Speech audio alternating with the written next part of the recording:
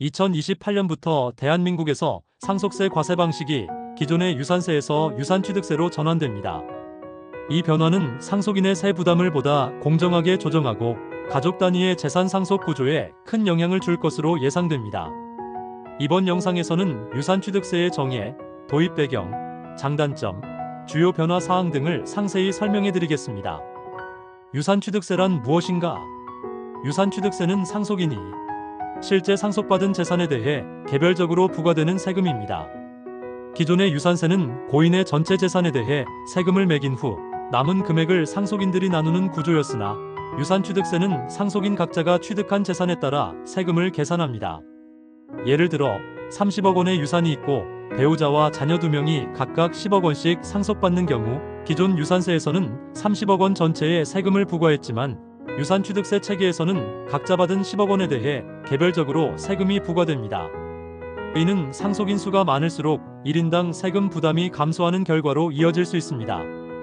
유산취득세 도입 배경. 유산취득세 전환의 주요 목표는 상속세의 공정성을 높이고 중산층과 다자녀 가정의 세 부담을 완화하는 것입니다.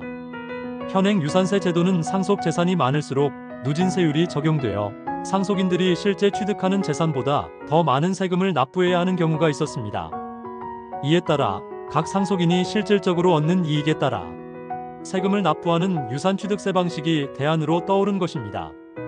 유산취득세의 주요 변화 사항. 개별 과세 방식. 각 상속인이 실제 상속받은 금액에 대해 별도로 과세됩니다. 기본 공제 확대. 직계존비속은 1인당 5억 원, 형제자매는 2억 원의 공제를 받을 수 있습니다. 배우자의 경우 10억 원 이하의 재산에 대해 전액 공제됩니다. 세율 구조 조정. 과세 표준에 따라 세율이 책정되며 소규모 상속에 대한 세부담이 크게 완화됩니다. 가업상속 공제 유지.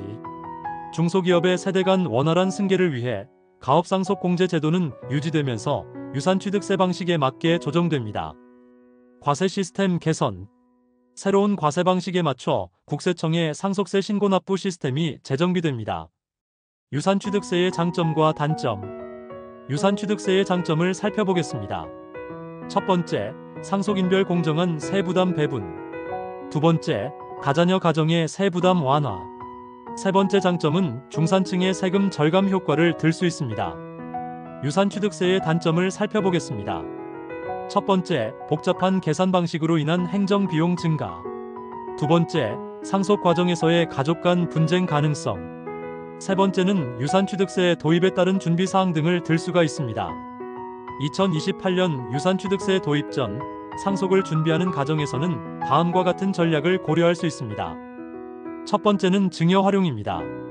생전의 증여세 공제 한도를 활용해 세부담을 분산시키는 것입니다. 두 번째는 가업 승계 계획입니다. 가업 상속 공제를 최대한 활용해 기업 자산을 안정적으로 이전시키는 것이 중요한 포인트라고 할 수 있겠습니다. 2028년 도입 예정인 유산취득세는 대한민국 상속세 제도에 큰 변화를 가져올 것입니다. 상속인별 세금 부담이 더욱 공정하게 조정되고 중산층과 다자녀 가정의 부담이 경감될 가능성이 큽니다. 그러나 새로운 제도에 맞춰 상속 전략을 재정비하는 것이 중요합니다. 상속세 개편에 대한 최신 정보를 꾸준히 확인하고 전문가와 함께 체계적으로 준비한다면 변화하는 세제 환경 속에서 가장 유리한 결정을 내릴 수 있을 것입니다. 이 영상이 유산취득세에 대한 궁금증을 해소하고 올바른 상속 계획을 세우는 데 도움이 되길 바랍니다.